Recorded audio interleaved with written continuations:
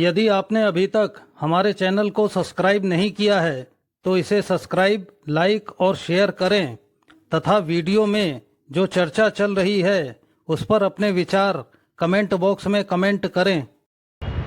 नमस्कार मित्रों, मैं हूं डॉक्टर अभिषेक कुमार और आप देख रहे हैं तेजस न्यूज़ 167 और इस समय हम हैं झुंझुनू के गुढ़ा गोरजी तहसील मुख्यालय में।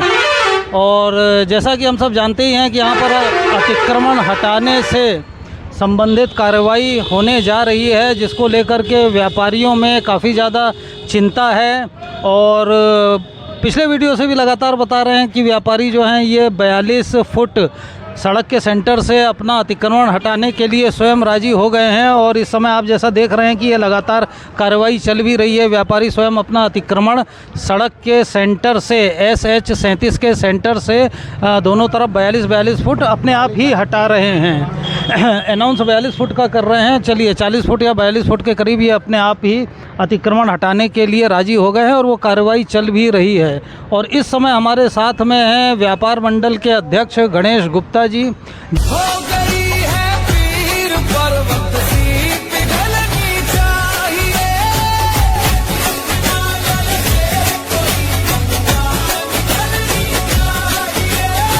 सिर्फ हंगामा खड़ा करना मेरा मकसद नहीं।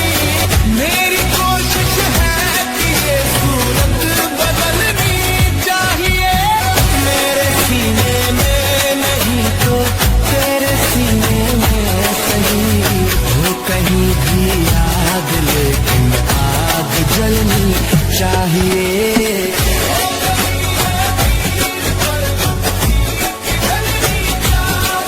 सिर्फ हंगामा खड़ा करना मेरा मकसद नहीं।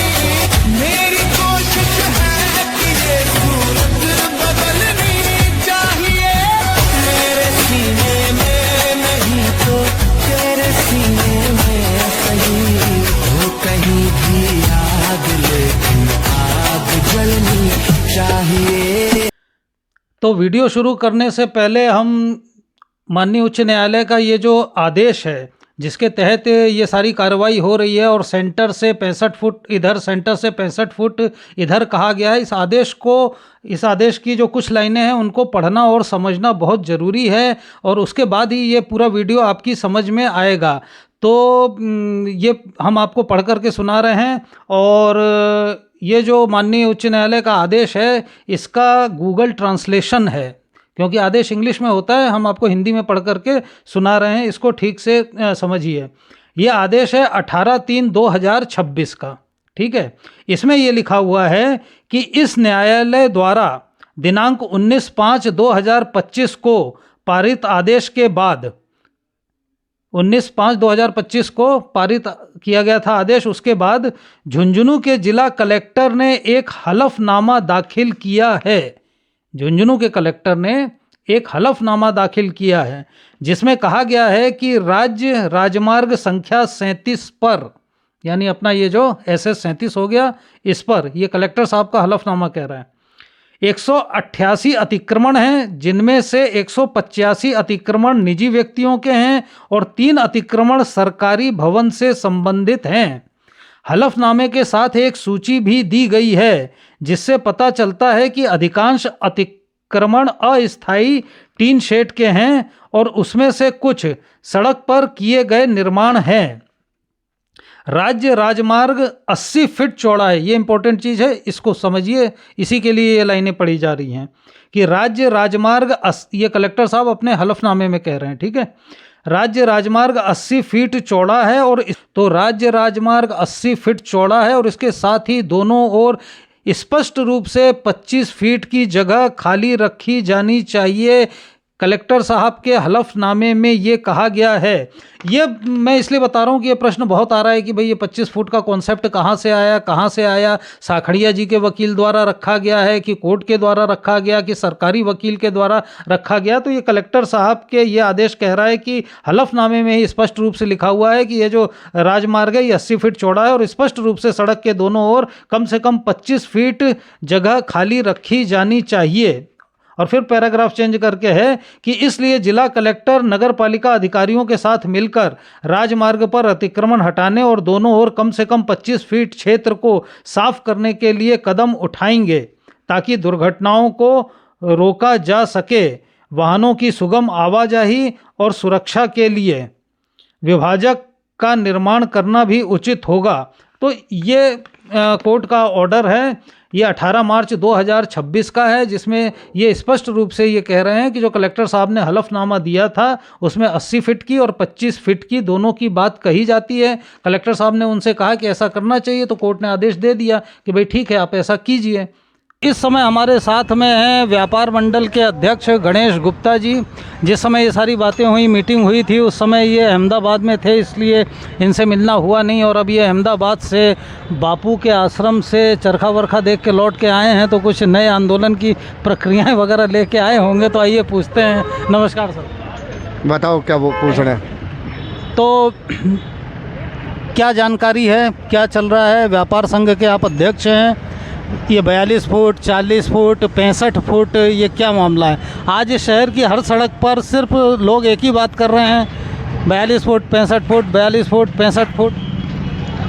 बात यह है कि हमारे यहाँ गुढ़ा में कुछ असामाजिक लोग हैं जो बार बार झूठी शिकायतें करते रहते हैं। करनी चाहिए, अगर कहीं रोड बाधित है तो कोई बात नहीं, करना भी चाहिए, लेकिन बिना मतलब की गोचाबाजी शिकायतें करते हैं, ये कोई कायदे की बात थोड़ी है।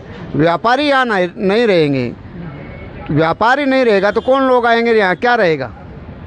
हम लोगों ने सब ने मिल के ये तय किया कि 40-40 फुट दोनों ओर, हमारे छज्जे वज्जे सारे व्यापारियों ने एकजुट होकर अपने अपने छज्जे चपूतरे जो भी हैं वो हटा दिए और खाली कर दी। अब बार बार ये लोग 40 फुट खाली हो गए यार, 25 फुट का और लेंगे तो कहाँ से देंगे 25 फुट? क्या लोगों ने तो कोर्ट का ऑर्डर देना पड़ेगा। कोर्ट का है ही नहीं, ऐसा कोई ऑर्डर नहीं है। कहा है कि भाई 80 फुट सड़क और 25-25 फुट दोनों। कहाँ है कोर्ट का? कोर्ट ने कोई आदेश नहीं किया। तहसीलदार साहब ने जो आदेश निकाला है उसमें उन्होंने मेंशन किया है, उसमें मेंशन किया है कि 40-40 फुट रोड खाली है सर, लेकिन पार्किंग के लिए 25-25 फुट और चाहिए। तो पार्किंग के लिए और क्यों चाहिए? वो इसलिए चाहिए ना कि यदि यहाँ तक 80 फुट पे सीमेंट की सड़क है, हाँ, अब किसी को ये कार खड़ी है, ये खड़ी है, तो वो सड़क के ऊपर थोड़ी खड़ी करेगा। हाँ, 80 फुट तक, ये 80 फुट तक कहाँ है? सीमेंट की तो वो 20-20 फुट में, दोनों तरफ 40-40 फुट है। कहाँ है? इस दीवार टू दीवार तो नहीं है गवर्नमेंट की सड़क है ही नहीं 80 फुट। भाई वो ये कह रहे हैं कि जो 80 फुट है वो तो सड़क है। अब सड़क के बगल में आपको खड़े करने के लिए पार्किंग देनी पड़ेगी। हाँ, कहाँ है? नहीं है तो बनेगी। हाँ, तो बनेगी तब हटा लेंगे, कहाँ दिक्कत आ रही है? अब भी हम तो अभी भी हटा रहे हैं, 40-40 फुट खाली छोड़ रखी है। सारे छज्जे वज्जे, इतनी तेज़ गर्मी, कल परसों बारिश आ रही थी, लोगों की दुकानें में पानी भर जाता है, बारिश गर्मी में बाहर बैठे रहते हैं, क्या करें? फिर भी हमने तो हटाया है, सर्वसम्मति से निर्णय लिया है कि सहयोग करो प्रशासन का, और हम हटा लेंगे। 25-25 फुट हमारी दुकानें ही छूट जाएंगी, हमारे बच्चे क्या खाएंगे? सारे दुकानदार बर्बाद हो जाएंगे, कहाँ जाएंगे? 400 दुकानें हैं गुडागोड़जी में, और 4 से दुकानदार तो की रोजी रोटी अगर दुकानदारों की हट जाएगी। 400 तो दुकानदार हैं, प्लस उनके पास करीब 1500 आदमी काम करते हैं, एक एक दुकान पे 2-3-4 आदमी काम करते हैं, सबकी रोजी रोटी बेरोजगारी हो जाएगी, इनके बच्चे क्या खाएंगे, कहाँ जाएंगे? तो ये बात तो अच्छी है नहीं। अब लोग तो कह रहे हैं कि जैसे उन्होंने रिंगस में किया, खाटू में किया है, तो वही रिंगस खाटू में कुछ नहीं। कल कोटपुतली के वहाँ जो अतिक्रमण में आ रहे थे 17 मीटर का दायरे में, उन पे भी स्टे आ गया। कहीं कहाँ लिखा हुआ है? ये कहाँ की बात होगी? जब गवर्नमेंट ने मुआवजा 40 मीटर छोड़ के और कन्वर्टेड कर दिया, कन्वर्टेड करने के बाद 40 मीटर छोड़ के अगर किसी ने मकान दुकान जो भी बनाई है, पुराने टाइम के बात बता रहा हूँ आप, अब की भी जो ये स्थिति है, तो उसको क्यों तोड़ा जाए जी?